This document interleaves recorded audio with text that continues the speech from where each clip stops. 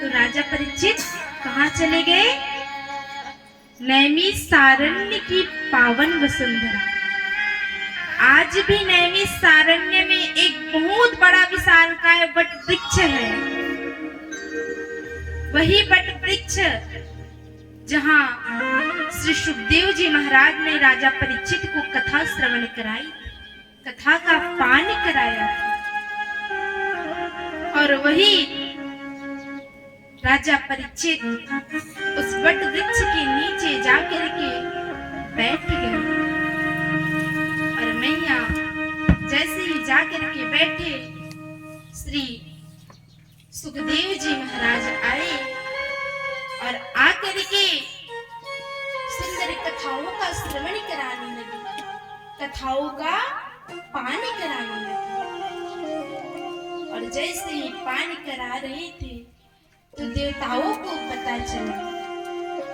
तो देवता अमृत का कलश लेकर के आए, कहे कि परीक्षिते कथावतु सभायाम संस्थिते सुखे सुधा कुंभम गृहीत्वैव देवास्तत्र समागम।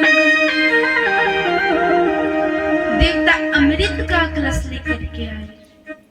अब मैया देखो, कहीं भी कार्यक्रम होता है ना, तो कहीं प्रसाद का वितरण होता है तो बच्चे दौड़ जाते हैं कि चलो प्रसाद ले ले। तो उसी प्रकार से देवता भी दौड़ गए, कहे कि क्यों ना उस कथा का पान किया जाए, क्योंकि वो कथा कहीं और नहीं, केवल पृथ्वी पर सुलभ है। न तो वैकुंठ में है, न तो स्वर्ग में है, मात्र पृथ्वी लोक पे सुलभ है। देवता भी आए कथा का पानी करने के लिए और श्री सुखदेव जी महाराज को प्रणाम करते हैं, वंदन करते हैं। कहते हैं कि महाराज, हमने सुना है कि राजा परीक्षित को 7 दिन में मरने का श्राप लगा है, और इसलिए हम अमृत का कलश लेकर के आए हैं। आप इस अमृत का कलश राजा परीक्षित को पान करा दीजिए, जिससे उसकी मृत्यु होने पर उसे स्वर्ग की प्राप्ति होगी। परंतु राजा परीक्षित देवताओं को डांट करके भगा दिए और कहे कि क्व शुधा क्व कथा लोकी क्व काच क्व मणिर्महा ब्रह्मरातो विचार्यैव तदा देवान् जिहाशः। कहे कि महाराज, कहाँ तुम्हारे कांच के टुकड़े के समान ये अमृत का कलश, और कहाँ हमारे बहुमूल्य मणि के समान ये कथा। इस कथा रूपी का पान हम आपको कैसे करा दे? देखो मैया, अगर आपको कोई कांच का टुकड़ा दे और आपसे कहे कि आप ये सोना, ये बहुमूल्य रत्न हमें प्रदान कर दो, तो क्या आप करोगे? नहीं करोगे, क्योंकि वो बहुमूल्य मणि हमारे लिए बहुत कीमती है और कांच के टुकड़ा कोई मूल्यवान वस्तु नहीं है। क्योंकि जो कथा का पान करते हैं वो वैकुंठ जाते हैं, और जो अमृत कलश का पान करता है वो कहाँ जाते हैं मेरी मैया? स्वर्ग लोक जाते हैं। अब आप लोग बताइए कि किसको स्वर्ग जाना है, किसको वैकुंठ जाना है? कौन कौन स्वर्ग जाना चाहते हैं, हाथ उठाइए। और वैकुंठ कौन कौन जाना चाहते हैं? स्वर्ग में जाओगे तो स्वर्ग में कितना दिन रखा जाएगा? जब तक आप पुण्य किए रहोगे, जितना आप कर्म किए रहोगे, उतना ही दिन आपको स्वर्ग में रखा जाएगा। और जैसे ही आपके पुण्य कर्म समाप्त हो जाएंगे, वहां से आपको धक्के मार के निकाल दिए जाएंगे कि जाओ, आपके लिए कोई स्थान नहीं है, फिर पुनः कर्म करो, पुण्य करो, तब वापस आओगे। और वैकुंठ जाने के बाद तो परमात्मा की प्राप्ति हो जाती है, परमात्मा की सद्गति मिल जाती है, और वैकुंठ जाने के बाद वहां से कोई लौट करके नहीं आता। सैकड़ों अक्लमंद मिलते हैं, काम के लोग चंद मिलते हैं। सैकड़ों अक्लमंद मिलते हैं, काम के लोग चंद मिलते हैं। जब मुसीबत आने पड़ती है तो सबके दरवाजे बंद मिलते हैं, सबके दरवाजे बंद मिलते हैं। जितना दिन आपका काम था उतना दिन स्वर्ग में रखे और वहां से धक्के मार करके बाहर निकाल दिए। तो इसलिए भगवान का भजन करें, सत्संग करें, कर्म करें और श्रीमद् भागवत की कथा में लीन हो जाए। आज देवता भागते हुए ब्रह्मा जी के पास पहुंचे और ब्रह्मा जी से कहते हैं कि हे ब्रह्मा देवता, अब आप ही बताइए कि आखिर श्री सुखदेव जी महाराज ने हमें कथाओं का पानी क्यों नहीं दिया? उस मनुष्यों को कथा का अधिकारी माना जा रहा है और हमें कथा का अधिकारी नहीं माना जा रहा है। ऐसी कथा का क्या विशेषता है? तो ब्रह्मा बाबा कहते हैं कि देखो देवताओं, राजा परीक्षित को कथा श्रवण करने से क्या प्राप्त होता है? राजा परीक्षित ने 7 दिवस तक कथा को श्रवण किया और जैसे ही 7वें दिवस समाप्त हुई, कथा विश्राम हुई, तो स्वयं भगवान के पार्षद आए और विमान पे बैठा करके ले जा रहे थे। और जैसे ही विमान पे बैठा करके ले जा रहे थे तो धाता भी विस्मिता, ब्रह्मा बाबा भी आश्चर्य में पड़ गए। कहे कि राजा परीक्षित को तो तक्षक नाग ने काटा है और उसी की सद्गति कैसे प्राप्त हो गई, उसे भगवान का गति कैसे मिल गया? ब्रह्मा बाबा क्या किए कि तराजू, जिस प्रकार से सब्जी लेते हैं तो किस पे तौला जाता है? तराजू पे। तराजू के एक पलड़े पे समस्त सप्त ग्रंथों को रखा, 17 पुराण, 6 शास्त्र, 4 वेद, पंचम वेद, महाभारत को भी तराजू के एक पलड़े पे रखे और दूसरे पलड़े पे श्रीमद् भागवत वाला ग्रंथ। और जैसे ही तराजू का पलड़ा ऊपर उठाए महाराज, लघुन्नन्यानि जातानि गौरवीणैदं तदा ऋषि गणः सर्वे विस्मयं परमं ययुः, विस्मयं परमं। जैसे ही तराजू का पलड़ा ऊपर उठाए मेरी मैया, तो समस्त सप्त ग्रंथों वाला पलड़ा हल्के पड़ गए और श्रीमद् भागवत वाला पलड़ा अपने प्रभाव के कारण भारी पड़ गए। प्रेम से बोली श्रीमद् भागवत महापुराण की जय। राधे राधे। तो सुंदर वही ब्रह्मा बाबा ने घोषित कर दिया कि जो सत्कर्म, जो पुण्य हमें कितने भी ज्ञान यज्ञ करने से प्राप्त नहीं होता, वो केवल भगवान नाम संकीर्तन करने से प्राप्त हो जाता। ऐसे श्रीमद् भागवत कथा की विशेषता। एक बार क्या हुआ, एकिदाहि विशालाय चत्वारि दिशो मलः सत्संगार्थं क्षमायात ददृशुस्तप्तना। एक बार की बात है, चारों भैया जो ब्रह्मा जी के पुत्र हैं, सनक सनक नंदन सनातन सनत कुमार, सत्संग की खोज कर रहे थे। किसकी खोज कर रहे थे? सत्संग की खोज कर रहे थे।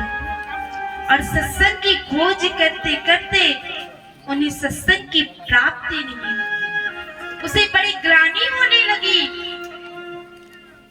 जिस प्रकार से मछली जल के बिना तड़पती है, उसी प्रकार से सत्संग को पाने के लिए वो चार महात्मा, वो चार संकादिक तड़पने लगे, दुखित हो गए। और मैं यहाँ रास्ते में नारद जी मिल गए। नारायण नारायण। और नारद जी को देख करके संकादिक बड़ी ही प्रसन्न हो गई, क्योंकि नारायण जी के द्वारा ही उसे, नारद जी के द्वारा ही उसे सत्संग की प्राप्ति होती है। और जैसे ही नारद जी मिल गए तो संकादिक बड़े ही प्रसन्न हो गए, नारद जी को प्रणाम किए, परंतु नारद जी का मुख उदास था, चिंतित था। संकादियों ने पूछ लिया, कहे कि कथम ब्रह्मणदीन मुख कुतश्चिन्तातुरो भवान् त्वरितं गम्यते कुत्र कुतश्चागमनम्।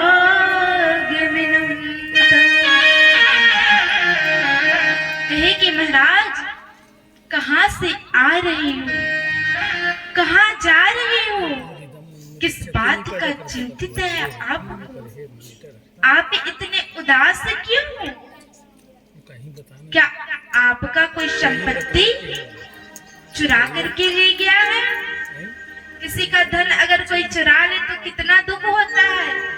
एक एक रुपए करके उस धन को हम इकट्ठा करते हैं, और कोई चोर आता है और एक ही क्षण में उस धन को चुरा करके ले जाते हैं, तो हमारा दिल दुख जाता है, हम उदास हो जाते हैं। तो यही नारद जी महाराज से कह रहे हैं, सनकादिक, क्या आपका कोई धन उड़ा करके ले गया है, चुरा करके ले गया है कि आप इतने उदास हो? तब नारद जी ने कहा, क्या? अच्छा बताइए मैया, हम इस धरती लोक में क्यों आए हैं? भगवान का भजन करने के लिए, भगवान का सत्संग करने के लिए। मानव अवतार क्यों हुआ है? भगवान का सत्संग करने के लिए ही तो हुआ है ना, कि प्रभु का गुणगान करेंगे। अहम तो पृथ्वी जातो ज्ञात्वा शरीरोत्तिमामिति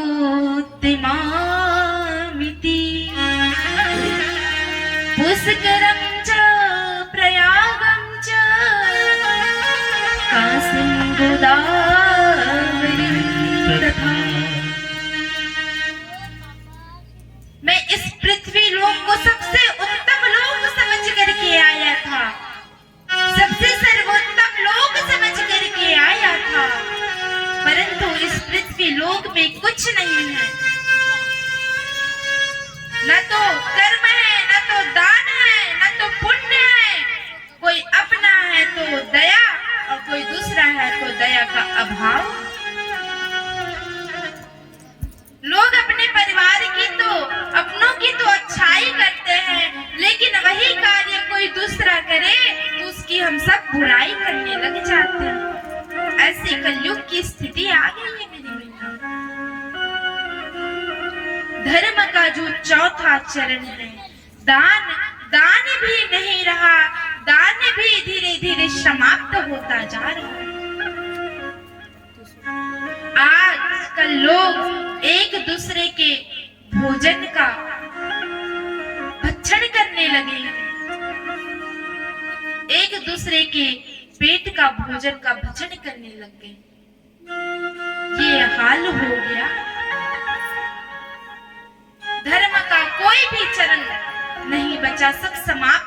होने जा रहा है। तब नारद जी सुंदर वृंदावन की पावन वसुंधरा माँ यमुना जी के तट पर गए और यमुना जी के तट पर जाकर के जलपान किए। और जैसे ही जलपान किए मेरी मैया, तो वहां उन्होंने क्या देखा, एक नवयुवती महिला खिन्न भिन्न उदास रूप से बैठी हुई थी। उसके गोद में दो वृद्ध पुरुष पड़े हुए थे। अनेकों नारियां उनकी सेवा कर रही थी। सुंदर मां यमुना जी की धारा प्रवाहित हो रही। जिस प्रकार से आपके इस नयापारा ग्राम में सुंदर शिवनाथ नदी का धारा कल कल कल कल प्रवाहित हो रहे हैं, उसी प्रकार से वृंदावन की पावन वसुंधरा में मां यमुना जी कल कल कल कल प्रवाहित होती रहती है। और नारद जी ने उस नवयुवती महिला को खिन्न भिन्न देखा, उदास देखा, तो पूछने का प्रयास किया कि क्यों ना जाकर के उस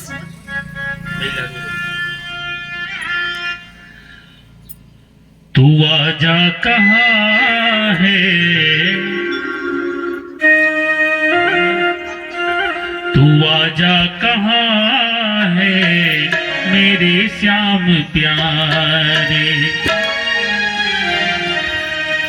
वो जो महिला रोते हुए कभी वो आकाश को देखती और कभी धरा को देखते हुए यही बात कह रही थी, क्या तू आजा कहाँ है मेरे श्याम प्यारे, तू आजा कहाँ है मेरे श्याम प्यारे। कोई गम कमारा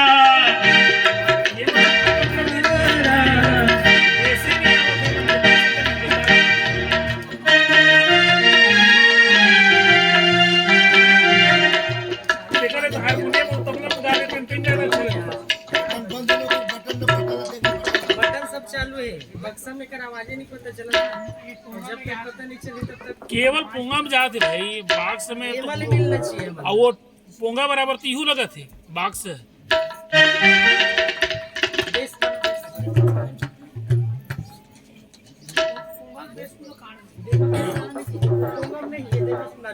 मॉनिटर में पूरा बड़ा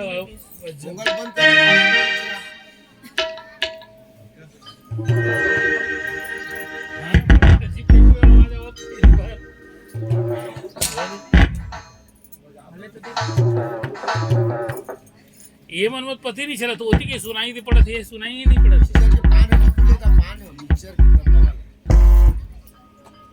पान बंद कर दी, बाग सम भी आना चाहिए।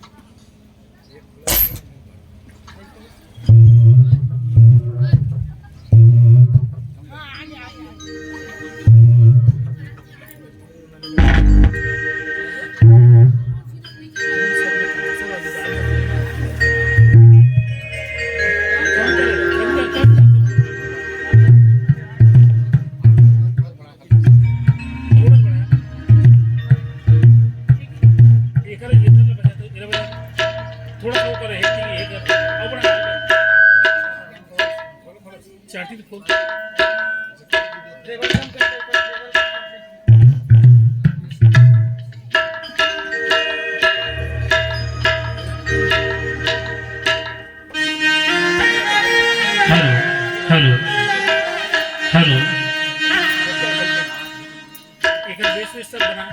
हेलो हेलो हेलो ठीक ठीक हेलो हेलो हेलो हेलो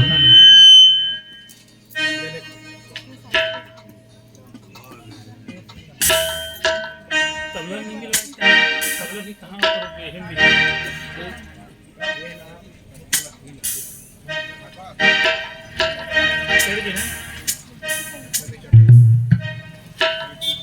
तू आजा कहाँ है मेरे प्यारे, तू आजा कहाँ है मेरे श्याम प्यारे। कोई गम कमारा, कोई गम कमारा तुझको पुकारे, तू आजा कहाँ है मेरे श्याम प्यारे, तू आजा कहाँ है मेरे श्याम प्यारे।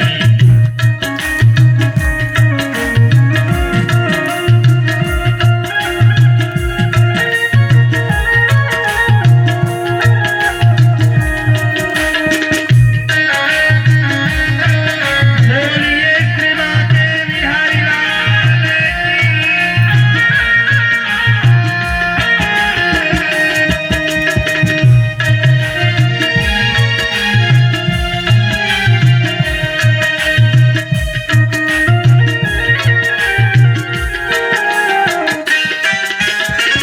तेरी याद की आदत में जल रहा हूँ, तेरी याद की आदत में जल रहा हूँ।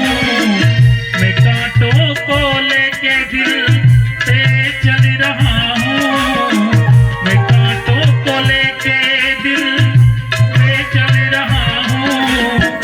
टपकते हैं आंसू, टपकते हैं आंसू आँखों से हमारे, तू आजा कहाँ है मेरे श्याम प्यारे, तू आजा कहाँ है मेरे श्याम प्यारे।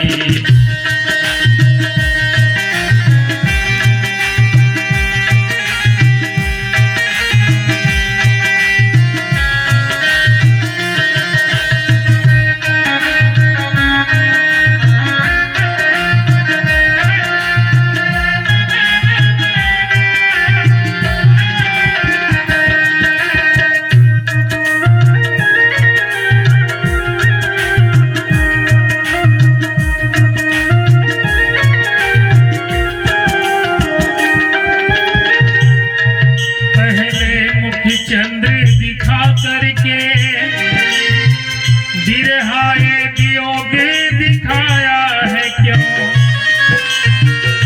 चरणामृत स्वाद चखा करके इसका फिर प्याला पिलाया है क्यों, इसका फिर प्याला पिलाया है क्यों।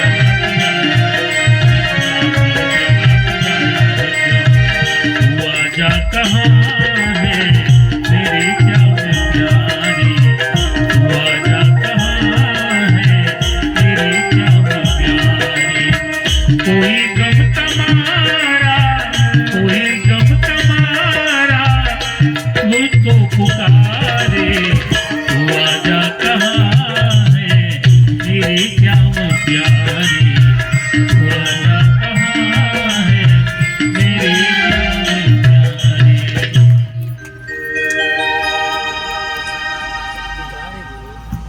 केवल कथा सुनो बस। प्रेम से बोलिए बांके बिहारी लाल की जय। जय जय श्री राधे श्याम।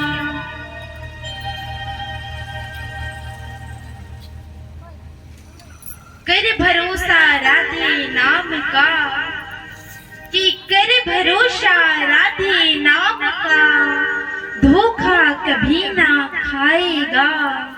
हर मौके पर कृष्ण और हर मौके पर राधा तेरे घर सबसे पहले आएगा, तेरे घर सबसे पहले आएगा।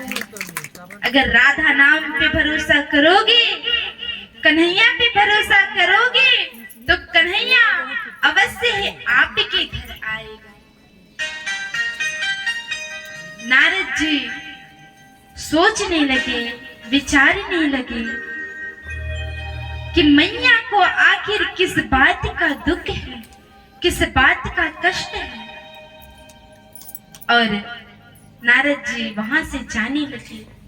तब उस मैया ने पूछ लिया, आवाज दिया, कहे कि भो भो साधु क्षणं तिष्ठ मच्चिन्तामपि नाशय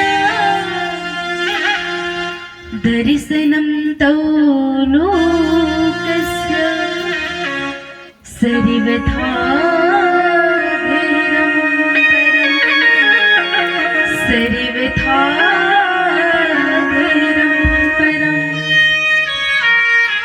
कि हे साधु, हे देवता, कुछ क्षण भर के लिए रुको तो सही। आपको देख करके ऐसा लग रहा है कि हमारा दुख, हमारा कष्ट कुछ क्षण के लिए समाप्त हो गया हो। अब नारद जी ने पूछ लिया उस मैया से कि देवी, आप कौन हो, कहां से आई हो, क्यों उदास हो, क्यों दुखी हो और किस बात का चिंता। तो उस देवी ने क्या कहा, कहे कि मैं द्रविड़ देश में उत्पन्न हुई, महाराष्ट्र में मेरा आदर सम्मान हुआ और जैसे ही मैं गुजरात पहुंची तो वहां के पाखंडियों ने मेरे शरीर का अंग भंग कर दिया और मैं वृद्धावस्था हो गई और जैसे ही वृंदावन आई, वृंदावन पुनः प्राप्य नवीने विश्वरूपिणी जाता हम युतिक सम्यक प्रेष्ठ रूपा तु सांप्रतम। कहे कि महाराज, जैसे ही मैं वृंदावन आई तो वृंदावन आते ही वृंदावनम पुनः प्राप्य नवीनेव स्वरूपिणी, मैं नवयुवती हो गई और मेरे गोद में जो वृद्ध बालक पड़े हैं ये कोई और नहीं, ये मेरे ही पुत्र हैं। ये आज भी वृद्ध अवस्था में हैं। मुझे संकोच होती है कि आज मैं नवयुवती हूँ और मेरे पुत्र ज्ञान और वैराग्य वृद्ध अवस्था में है। अब मैया, आजकल तो कलयुग में ऐसा जमाना हो गया है कि बच्चों में बुढ़ापा, बुढ़ापे में जवानी। अब कैसे? जो बूढ़े हो गए हैं वो अपने बालों पे पेंट कर करके अपने बाल को पॉलिश कर करके काले कर रहे हैं और जो बच्चे हैं तो अपने न जाने बाल में क्या क्या लगा करके बूढ़े वाला बाल लगा रहे हैं, पके वाले बाल लगा रहे हैं। तो यही है कि बूढ़े में जवानी, जवानी में बुढ़ापा, ढूंढते रह जाओगे 21वीं सदी में, ढूंढते रह जाओगे 21वीं सदी में। ऐसा कलयुग का जमाना हो गया है। तो मैया बड़ी उदास है कि आज मैं नवयुवती हूँ और मेरे पुत्र वृद्धावस्था में हैं। अगर मेरे पुत्र स्वस्थ नहीं हुए, ठीक नहीं हुए तो इदम स्थानम परित्यज्य विदेशम गम्यते मया, मैं इस स्थान को छोड़ करके विदेश को चली जाऊंगी। नारद जी ने कहा हाथ जोड़ करके कि नहीं नहीं मैया, आप ऐसा ना करो। आजकल लोग विदेश में रहते हैं, वो गांव में आने की बात करते हैं कि अरे आज हम कहाँ शहर में जाकर के उलझ गए, इससे अच्छा सुख की प्राप्ति तो हमें गांव में होती है। और सच्ची बताएं मेरी मैया, जो सुख विदेश में नहीं है, जो सुख शहरों में नहीं है, वो हमें गांव में प्राप्त होता है। मैं तो सच्ची सच्ची बताऊं कि जो सुख जहां मैं रहती हूँ पलारी में, वो सुख मुझे वहां प्राप्त नहीं होता, जो सुख मेरे मामा गांव में मुझे प्राप्त होता है। आजकल लोग शहरों में जाने की बात करते हैं और कई लोग ऐसे हैं कि शहरों से आने की बात करते हैं। नारद जी ने कहा कि नहीं नहीं मैया, आप ऐसा बिल्कुल मत करना, आप विदेश मत जाना। जो सुख वृंदावन में है, वो सुख भारत के कोई कोने में नहीं।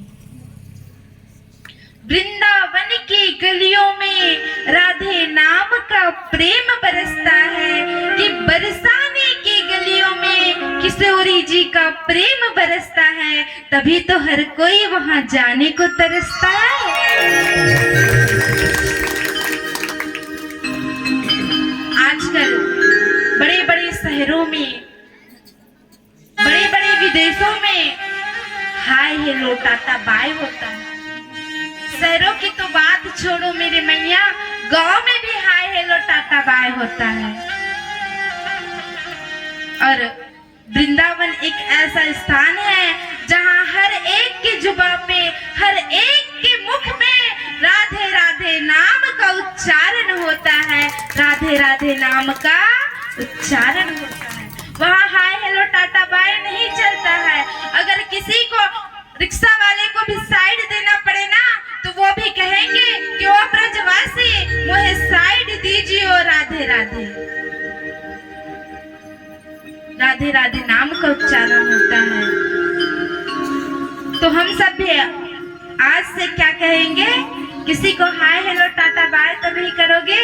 वो मेरे भैया सामने बैठे हैं, किसी को हाय हेलो टाटा बाय मत करना, राधे नाम का उच्चारण करना, भगवान नाम का उच्चारण करना। जरूरी नहीं कि राधे राधे ही नाम का उच्चारण करो, राम राम भी कह सकते हो, ओम नमः शिवाय भी कह सकते हो।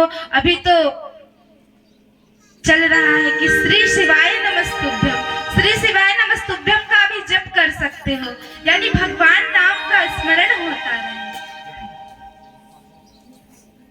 मैया को नारद जी कहते हैं कि मैया आप चिंता न करो, समय ऐसा आएगा, अभी आपके पास अमंगल कार्य दिखाई पड़ रहे हैं, समय आने पे वो शुभ कार्य में परिवर्तित हो जाएगा।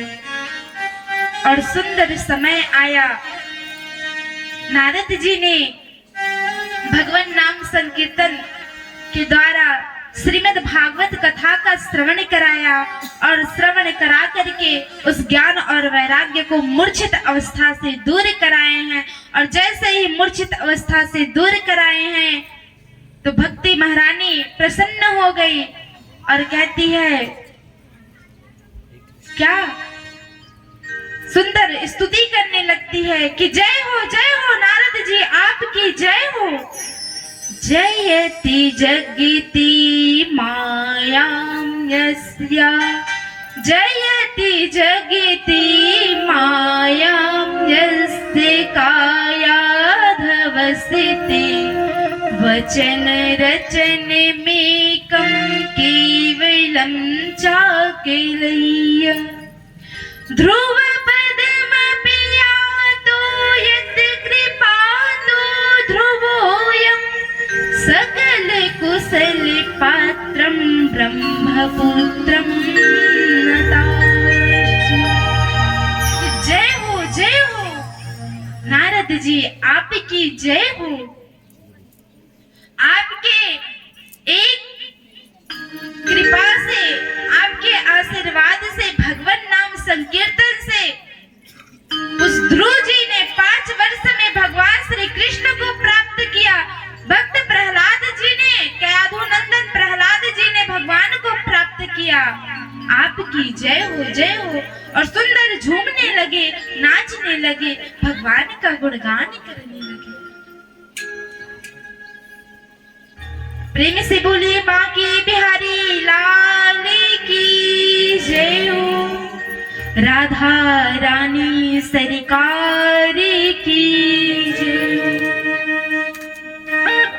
और ऐसी एक अलौकिक कथा है कि श्रीमद् भागवत हमें मृत्यु से भी